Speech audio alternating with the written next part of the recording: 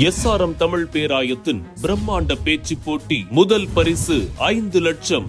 சொல் தமிழா சொல் 2025 மதுரை மண்டலம். போட்டி நடைபெறும் நாள் 2/3/2025. இடம் தியாகராசர் கல்லூரி, மதுரை. போட்டியில் பங்கேற்க QR கோடை ஸ்கேன் செய்து விண்ணப்பத்தை அனுப்புங்க.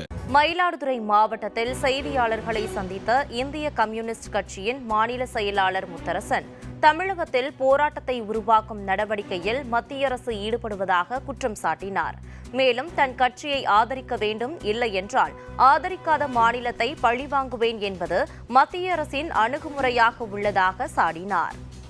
ஒன்றிய அரசாங்கத்தின் அணுகுமுறை எப்படி இருக்குது என்று சொன்னால், என்னை ஆதரிக்க வேண்டும், எனது கட்சியை ஆதரிக்க வேண்டும், அல்லது நான் ஆதரிக்கிற கட்சியை நீ ஆதரிக்க வேண்டும்.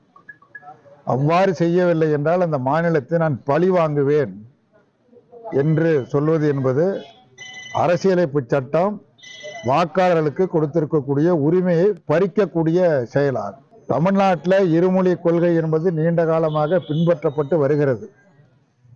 37 இந்தி திணிக்கப்பட்ட பொழுதும் சரி, 65 திணிக்கப்பட்ட பொழுதும் சரி, தமிழ்நாடு ஒட்டுமொத்தமாக அதற்கு எதிராக நின்றது எல்லோரும் அறிவார்கள்.